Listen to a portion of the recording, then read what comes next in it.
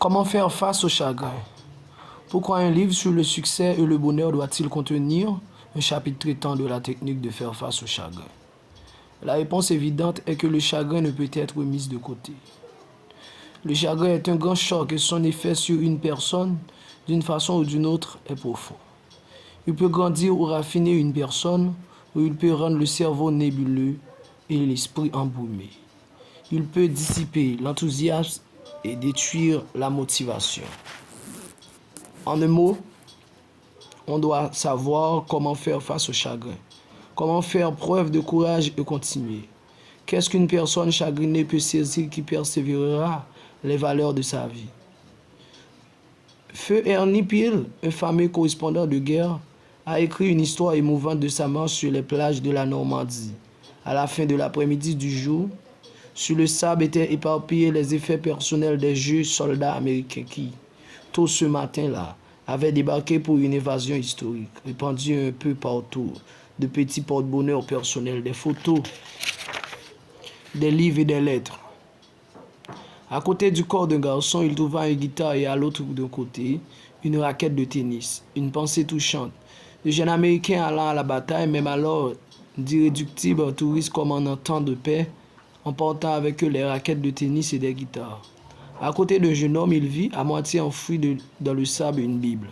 Ernie Peel ramassa la Bible, marcha une demi-mille avec elle, puis retourna sur ses pas et la reposa là où il y avait. Je ne sais pas pourquoi je l'ai ramassée, dit-il, ou pourquoi je l'ai remise à sa place. Peut-être pensait-il vaguement qu'il pourrait l'envoyer aux parents du jeune homme pour les consoler. Peut-être remit-il la Bible à l'endroit où il l'avait trouvée parce qu'il sentait confusément que le garçon étant mort dans cette foi, le livre devait demeurer avec lui pour toujours. Quelles que soient ses raisons, l'incendie suggère que dans les questions solennelles de vie et de mort, il n'y a qu'un livre contenant des réponses qui satisfaisent nos esprits et qui dispensent la compréhension et la consolation. Les gens comportent une grande victoire sur le chagrin avec l'aide de la foi. J'étais assis avec un homme d'affaires éminent dans sa très belle maison. Sa femme était morte et il était dans une profonde douleur. Dans sa maison, il avait tout ce que la richesse peut dispenser, de beauté et de charme. Des tapis coûteux recouvraient le plancher. Des peintures exquises tapissaient les murs. Mais à quoi bon tout cela?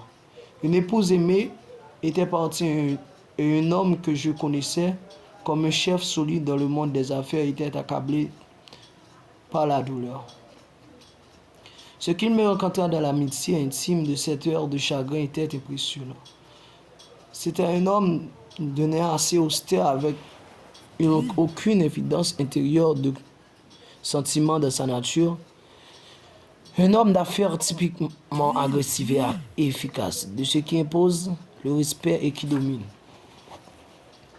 À l'intérieur de sa maison, toutefois, il était dépendant, comptant sur sa femme, qui avait préféré de beaucoup demeurer à la maison calmement, le soir et lire, sa femme tricotant, ou lisant de l'autre côté de la table. Comme beaucoup d'hommes de type similaire, il était un garçon qui n'avait jamais tout à fait grandi, mais qui présentait une apparence de force devant le monde.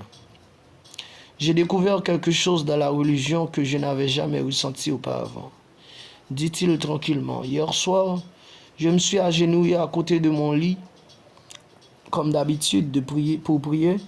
J'ai fait cela chaque soir, à 40 ans. Lorsque je me suis marié, continua-t-il, ma femme et moi, nous nous sommes entendus pour prier ensemble chaque soir. Nous nous mettions à genoux à côté du lit et elle priait à voix haute. Je pouvais faire cela, expliqua-t-il. Et de toute façon, elle était bien meilleure à cela et j'ai toujours senti que Dieu l'écouterait.